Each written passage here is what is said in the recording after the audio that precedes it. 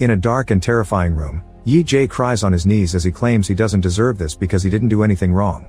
A mysterious woman suddenly shoots Yee-jae and throws him off a plane, but even with a hole in his forehead, Yee-jae opens his eyes. This all started 7 years ago. Yee-jae is on his way to an interview at a very prestigious company when suddenly a man runs through a busy road and gets hit by a car. Yee-jae checks on the guy, but he dies as he clutches onto Yee-jae's arm, leaving him very shaken. Later during the interview, Yee-jae is still going through his trauma and he can't answer anything properly, so he doesn't get the job. Having failed to secure a job, Yee-jae graduates with a big student debt, so he has to start getting menial jobs like delivery guy and waiter. His family can't help him because his father is dead and his mother is a janitor that already sacrificed a lot to give him a good education. Yee-jae never stops sending resumes to various companies, but he repeatedly fails to get a full-time job. After 7 years of working part-time jobs, Yee-jae finally gets an interview at the big company again. Interviewer Tae-yu is impressed by the resume, and Yee-jae leaves the meeting with high hopes. However, he soon gets a call from a friend, who informs him that all the money they invested in another friend's deal is gone because the guy disappeared. Yee-jae rushes to his friend's apartment and starts pounding on the door, but nobody answers. Since those were all his savings, Yee-jae gets furious and starts hitting the door with a fire extinguisher until he falls to his knees as he has a breakdown. Moments later he ends up in the police station for destruction of property, so Yee-jae asks the cops to arrest his friend. However, they can't do anything because investing in a business that failed isn't illegal. In the evening Yee-jae goes to see his girlfriend Jisoo, who comes out of a car with a guy that gives her flowers. Once the man is gone, Yee-jae approaches her, who immediately smells that he's been drinking. She mentions that he hasn't been able to get much work this month and gives him an envelope, but he thinks of it as charity and realizes he's been nothing but a burden. Thinking their relationship won't go anywhere, Yee-jae breaks up with her. Moments later Yee-jae goes to his apartment, only to discover that the landlord has kicked him out and he's keeping the deposit to make up for overdue rent. All of Yee-jae's things have been left outside under the rain, so he has to move as much stuff as possible to protect it. Sadly, there isn't much room, and when morning comes, he's lost many of his things. After spending the night sleeping on the ground, Yee-jae gets a message from the company saying he failed his interview. After having another breakdown, Yee-jae decides he's had enough and self-deletes in the middle of the city, ignoring the call from his mother. Darkness takes over for a few seconds and then Yee-jae discovers he's in a private plane. When he looks at his reflection, he freaks out because his face has changed, and at that moment he notices the mysterious lady sitting nearby. She has his goodbye letter in her hands, but she magically burns it before taking off her shades, revealing bright red eyes. Suddenly Yee-jae is transported to the terrifying room with a tall tower in the middle of a red sea and demons trying to climb up. The lady reveals she's Death and she's brought him here to punish him because he made a mockery of her. She grabs him by the neck and throws him off the edge, so the monsters try to grab him as he falls. There are lots of creatures waiting for him in the water, but when he crashes, he wakes up in the plane with the other face again. Death is there too and explains that she'll make Yee-jae die 12 more times as a punishment. His soul will enter the bodies of 12 people facing imminent death, and he'll die regardless of where he ends up. However, if he manages to evade a death, he'll be allowed to keep that life. Yee-jae doesn't care about those deaths because he wants to end it all, but after Death disappears, the plane enters a raging storm. Unconsciously panicking, Yee-jae puts on the life jacket and fastens his seat belt while the flight attendant comes to tell him that it's just some turbulence. After a few minutes of shaking, the plane stabilizes and the attendant lets Yee-jae alone. Still confused, Yee-jae starts looking around and realizes he's in the body of a very rich person. Suddenly a glowing pebble enters his mind, informing him of the details of the person he's possessing. This guy is the CEO of the important company Yee-jae applied to, and he's been rich his whole life. Tae-yu is his older brother and they competed since they were kids over everything, including who would lead the company. All his hard work allowed him to win his father's approval and eventually he was chosen to become the new CEO.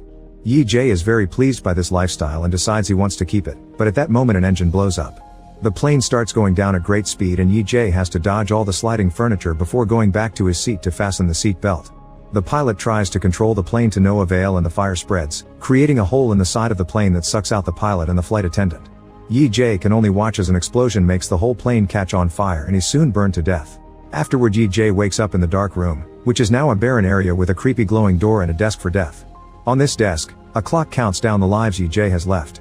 While Death puts a bunch of bullets in her gun, she explains a few things. The souls from those bodies are already dead, so Yee-jae isn't stealing their lives, he's just giving the bodies a second chance. If he fails to survive in all of them, he'll go to hell, and Death decides to give him a preview. She grabs Yee-jae and takes him behind the door, where he sees indescribable horrors. When Death takes him out, Yee-jae has his breakdown, returning to the beginning. He doesn't understand what he did to deserve hell, so Death says he's guilty of finding her before she could find him. She also reveals that depending on his actions, if he survives in one of the 12 bodies, he may avoid going to hell. Yee-jae decides he'll try to survive after all and Death shoots him to send him into the second life. He finds himself falling from a plane in a new body wearing a sports jumpsuit but without a parachute. As he panics, he sees 3 other men jumping with him and carrying cameras. A man catches him to help him, and at that moment, the glowing pebble enters his mind. This body belongs to an adrenaline junkier who loves extreme sports and has done lots of crazy challenges, earning him 4 Guinness World Records. Today he's doing a challenge that consists of diving without a parachute from 1,000 miles above ground to land on a safety net. The event is being transmitted on national TV, and if he pulls it off, his sponsor will give him $3 billion in cash. The memory of the sponsor shows a guy playing with a lighter. The idea of such money makes Yee-jae want to complete the challenge, so he pushes the helper away and begins falling at great speed. The body lost the original soul but kept the abilities, so Yee-jae is feeling confident and even excited. When he finally reaches his destination, he misses the net and lands on the ground, instantly dying. Yee-jae appears in the dark room again, saying it's not fair to be considered a sinner because he didn't hurt anyone when he self-deleted. Death calls him selfish because he can't tell he did hurt people and shoots him to send him into the third life. Soon he wakes up in the body of a teenager at a school and notices a classmate laughing at the video of the death of the parachute guy. This tells Yee-jae that all these lives belong to the same reality. He considers hitting him for it, but at that moment the glowing pebble reaches his mind. This teenager lost his father at the age of 5 and was raised by a single mother, who works hard to pay for his needs. The boy wanted to make her proud, but he hated coming to school because Jinsang and his friends kept harassing him with violence, robbery, or stupid pranks like throwing milk on him while recording him. However, he never told his mother this not to worry her. Eventually the boy felt like school became hell and his tormentors were demons, so he decided to self-delete. Yee-jae realizes that to survive he only has to choose not to self-delete. At that moment Jinsang approaches him and reminds him to bring him milk before hitting him. Yee-jae refuses to be a victim and chases after him to knock him down with a chair. One of Jingsan's friends tries to stop him, but Yee-jae quickly subdues him before pushing Jingsan against the window, asking him to apologize. Suddenly someone knocks Yee-jae down. It's Tae-sok, a very strong teen who immediately overpowers him and beats him down. Then he and his friend hold Yee-jae down so that Jinsang can punch him too while the classmates watch in fear. At that moment the teacher arrives so everyone goes to their place, but after class, Jingsan and his gang catch Yee-jae to beat him up again. Eventually even Tae-sok thinks it's too much and asks Jingsan to stop, but he doesn't care and keeps going. However, he finally stops when he sees the girl he likes watching them. Afterward Yee-jae goes to the boy's home and is shaken to see the photos and notes of the guy's mother, making him remember his own. His mom would leave dinner for him and go to work, which tired her a lot, so sometimes Yee-jae would join her to help her out in return. When the boy's mother comes home too, she notices her son has better manners, and Yee-jae almost cries as he remembers his own mother again. The next day, Yee-jae approaches Tae-sok in the bathroom to ask him why he lets Jinsang boss him around if he's stronger, so Tae-sok explains that the real boss of the school is a senior student whose gang Jinsang belongs to. If they mess with Jinsang, then the older kids will destroy them. Later during lunchtime, Jinsang hits Yee-jae again, so Yee-jae retaliates by throwing his bowl of noodles on Jinsang's head. While Yee-jae goes away, Jinsang orders Tae-sok to go after him, but Tae-sok refuses because he wants to eat lunch. He tells Jinsang to wash and everyone laughs while a flashback reveals that Yee-jae told Tae-sok not to interfere because he had a plan. A humiliated Jinsang goes to ask his seniors for help and the gang soon comes to the classroom ready to fight. However, when the leader sees that Jinsang wants him to beat up a little wimp, the leader gets angry, calling Jinsang a coward for not being able to handle a small boy. He doesn't want his gang to be associated with cowards, so he grabs Jinsang and tells him to never approach them again. Proud of himself, Yee-jae makes fun of Jinsang for his loss, and when Jinsang tries to hit him, Tae-sok hits him first. Now nobody in the school respects Jinsang anymore, and as he rushes out of the classroom, he discovers the girl he likes is with the senior leader. In the evening, Yee-jae goes for a run and is almost hit by a truck, but luckily the driver stops just in time. Distracted by this, Yee-jae doesn't hear Jinsang approaching him from behind to hit him with a brick to make him fall, then he proceeds to beat him up to death. Yee-jae reappears in the dark room and yells at Death, causing her to throw him against the wall before stepping on his face and shooting him again. For his fourth life, Yee-jae wakes up in the body of a hostage under interrogation. A group of dangerous men throw water on his face and ask him where he hid the girl and the money. When he doesn't answer, they threaten to stab his eye, so he announces he'll talk. However, the memories aren't back yet, so when he asks for a moment, the men threaten him with a hammer. Luckily the glowing pebble finally shows up and Yee-jae learns this body belongs to a criminal organization with clients all over the world. They work as fixers, meaning they'll solve a client's problem through any means necessary, which may include murder. One day he fell in love with his boss's girlfriend, and when she mentioned wanting to escape from this life full of crime and abuse, he offered to run away together. He stole 10 billion from his boss and hid them in a safe place, but on his way to meet with the lady, he was captured by his co-workers. Realizing that he has this guy's amazing abilities, Yee-jae starts fighting everyone, using the chair as a weapon until it breaks. When he dodges an incoming knife, he causes a man to stab his partner, but after the initial shock he keeps on fighting. There are weapons and tools on the wall, so he turns off the main light and grabs a flashlight to fight with an advantage. A fierce battle in the darkness ensues, and one by one, Yee-jae kills every single agent. Afterward, Yee-jae thinks that with this guy's abilities he could survive anything, so he should retrieve the money and run away. He retrieves his phone and steals a bike to escape, discovering that all this has been happening in the back of a truck. As Yee-jae speeds through the city, his boss learns his men failed and tracks Yee-jae's location through his cell phone. That location is then sent to all the hunters in the area, promising a juicy reward if they catch Yee-jae. Soon a chase begins through the city bridge and the agents open fire on Yee-jae, who dodges everything and hides behind a truck. Once he manages to appear behind the agents' cars, he uses the bike to disarm a guy, then he starts driving like crazy. The other hunter misses his shots and hits cars instead, causing lots of crashes. The truck that captured him also shows up and tries to block the bridge, but the cars crash against it and cause an explosion that Yee-jae simply jumps over. After leaving the bridge, a bunch of bikes and a police car start chasing him too.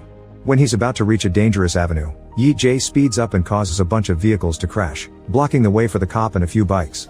There are still a few bikers following him and more enemy cars blocking the streets, so Yee-jae enters a mall and speeds up until he's in the center surrounded by enemies. At that moment he notices an elevator, so he goes inside and closes the door right before another bike could hit him. When he reaches the roof, he makes a big jump and lands in a party pool, where his phone stops working. Now the enemy can't track him anymore. Then Yee-jae goes to meet with the woman at the pier. She immediately hugs him and Yee-jae senses how much the guy loved her.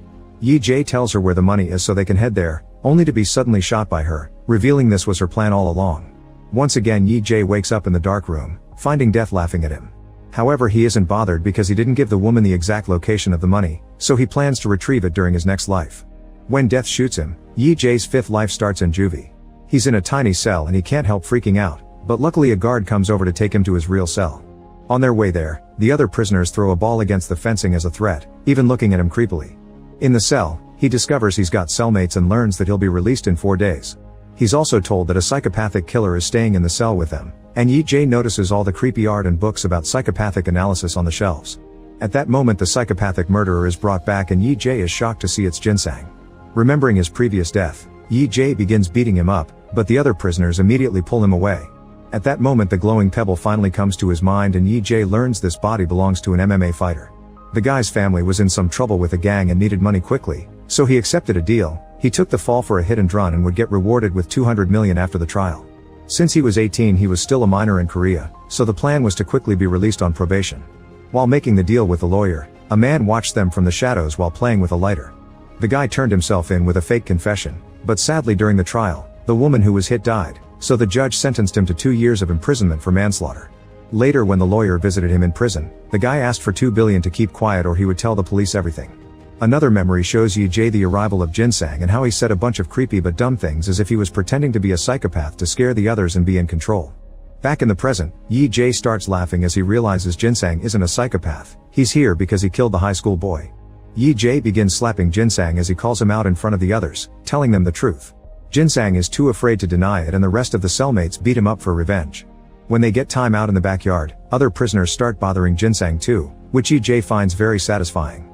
Later the group has carpentry lessons and a prisoner shoots the blade from his saw at Yee-jae, who dodges just in time.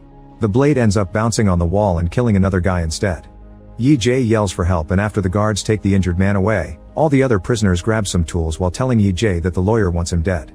Ji-young immediately rushes out in fear before a fight ensues, and Yee-jae gets to enjoy the body's amazing MMA fighting skills. With quick and precise strikes, he fights all the prisoners at the same time, knocking them down one by one with a combination of punching, kicking, and using any object in the room. At that moment Ji-young comes back with a crowbar and Yee-jae realizes he wanted to help, so he decides to befriend him. That night, Yee-jae finds Jinsang in the washroom sharpening a tool to kill him. After punching him, Yee-jae considers killing him first, but that would get him more jail time. Instead he decides to traumatize Jinsang by saying he sees the ghost of the dead schoolboy, sharing details of his previous life that only he would know. When he says the ghost will haunt him forever, Jinsang ends up wetting his pants in fear. Eventually the day of Yee-jae's release finally arrives and before leaving, he gives Jinsang some milk, saying it was sent by the ghost. Outside the lawyer is waiting for him with the money but Yee-jae turns it down, telling him he wants to live a clean life from now on. Sometime later, he makes it to the pier and finds the money he hid in the other life, unaware someone is following him. Now he's ready to start a new life, so he rents a room and takes a nap. He wakes up when he feels his mother touching his face, but it turns out to be just a dream.